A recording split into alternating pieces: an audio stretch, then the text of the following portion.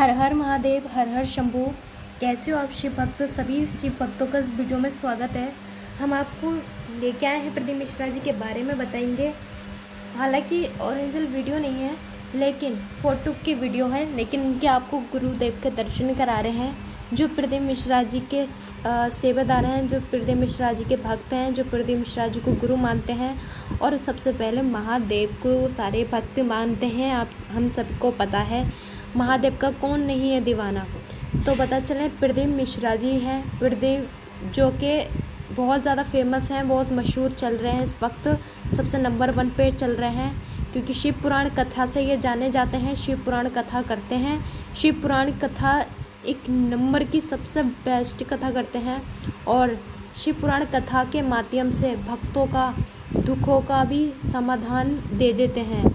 क्योंकि आजकल व्यक्ति हर कोई दुखी है, कोई ना कोई किसी कारण से संसार में कोई ना कोई अपने अपने दुखों से या टेंशनों से बहुत सारी बातें हैं, जो सुखी कोई नहीं है।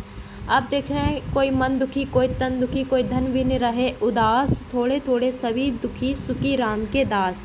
जो हरि भजन में है, जो कृष्ण भजन में है, वही आनंद है अंदर से, वरना सब दुखी हैं। या किसी का बिजनेस का डिप्रेशन है चढ़ा हुआ दिमाग पे, या घर गृहस्थी का, या काया का दुख का, या पैसा, बहुत सारी प्रॉब्लम है।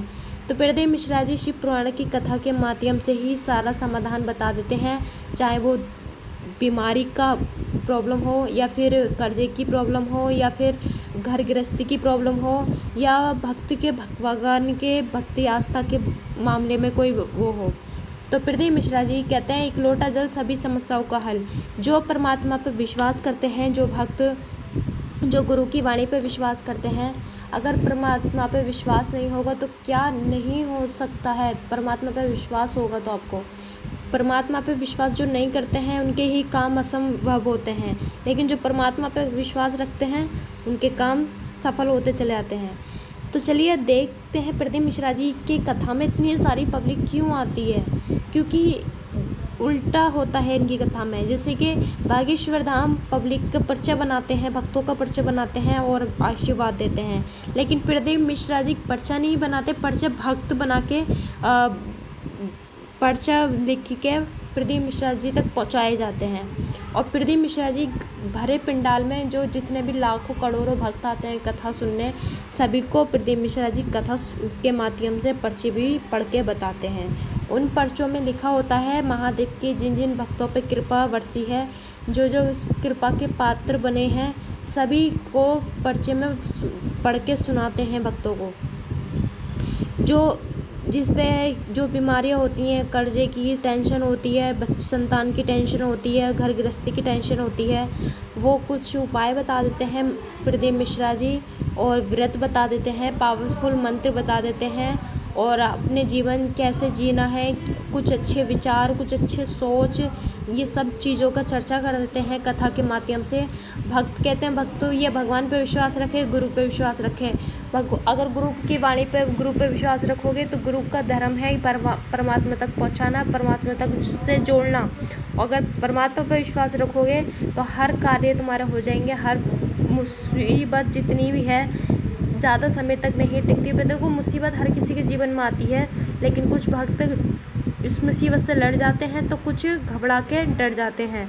लेकिन जो भगवान से जुड़े हैं, जो भगवान पर विश्वास रखते हैं, वो बड़े से बड़े संकट से लड़ जाते हैं।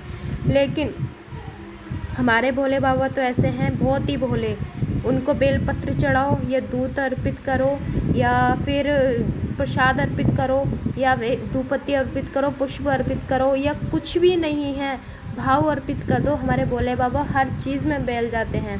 वो ना जात देख के, ना औकात देखते, ना गहर टाइम घड़ी देखते।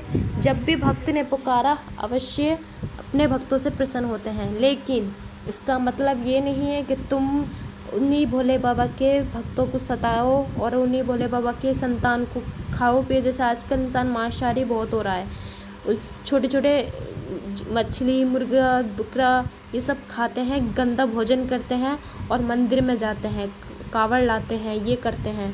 तो देखिए पहले अपना सोच और अपनी कर्म बदलिए, उसके बाद में अपने भगवान में आस्था रखिए। क्योंकि इस पृथ्वी पर जितने जीव जंतु हैं, मानव चींटी से लेके हर चीज़ प्रभु की संतान है। और प्रभु उस भक्त से कभी खुश नहीं होते अगर उसकी संतान का भोजन कोई उनकी संतान को खाए, ऐसा गंदा भोजन करे और उससे भजे, तो परमात्मा किसी की भी पूजा स्वीकार नहीं करते ऐसी। तो इसलिए अपना ध्यान रखें, पहले अपना सोच अपना कर्म सही करें, उसके बाद में भगवान को याद करें। क्योंकि देखो मांस खाना एक शेर का काम होता है और जानवरों को, बड़े बड़े जानवरों का काम होता है। हम इंसान मांस खा रहे हैं जानवर का, ये हमारा भोजन नहीं है। हमारा दाल रोटी, फल फ्रूट, ड्राई फ्रूट्स, बहुत सारी चीज़ें हैं। ये मांसाहार बनकर तुम्हारी क्या ताकत के लिए और भी चीज़ें हैं। ये वहम में मत रखो कि ये चीज़ें खाने के बाद हमारे अंदर शरीर में ताकत आती है या कुछ भी है। वो जिससे अगर तुमने किसी को मारा है या किसी को खाने के लिए मारा है, तो वो कभी एक न एक दिन लौट के ज़रूर आता है जीवन में, चाहे वो दुख बन के तुम्हारे जीवन में आए या फिर तुम्हारे शरीर में कोई भी प्रॉब्लम बन सकती है। क्योंकि ये सही नहीं है। भोले बाबा इन चीज़ों से प्रसन्न नहीं होते। भोले बाबा के आप हनुमान जी को भी प्रसन्न करोगे या कृष्ण भगवान को या माता रानी को, कोई भी भगवान आपसे खुश नहीं होगा अगर ये सब काम करते हो। चुगली खोल मत करना, किसी की बुराई मत करना, और यहाँ तक कि किसी भक्त को मत सताना, किसी संत को मत सताना, गंदा भोजन मत करना, मीट मच्छी मदिरा, इन सब गंदी चीज़ों से दूर रहो। और तब अपने सच्चे मन से, सच्चे हृदय से हरि को भजो, भोलेनाथ जी को भजो। जो नाम आपको प्रिय है वो नाम जप करो, चाहे तो शिव जी का हुआ, बजरंगबली का हुआ, राधे कृष्ण भगवान का हुआ या माता रानी का हुआ, जिसमें भी आपकी भावना जागती हो आप उनका नाम जप कर सकते हो। इस चंचल मन को बहुत ज़्यादा कंट्रोल करना आज के दौर में बहुत मुश्किल है। तो ज़्यादा से ज़्यादा नाम जप करें, भजन करें और कथा सुने, चाहे वो प्रदीप मिश्रा जी की है या अनुरुद्धाचार्य जी की है या देवकीनंदन ठाकुर जी की है या प्रेमानंद महाराज जी की है। आपकी जिसमें गुरु में भावना जागती हो, आप उनका सत्संग सुन सकते हैं, उनकी कथा सुन सकते हैं।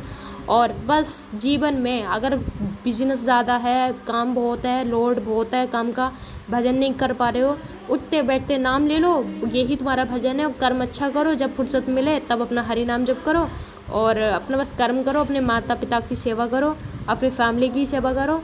यही तुम्हारा कर्म हो, यही तुम्हारा धर्म है। और अपने धन को थोड़ा सा धर्म से जोड़ो और अपने जब भी टाइम मिला करे अपने कीर्तन वीर्तन करा करो घर में।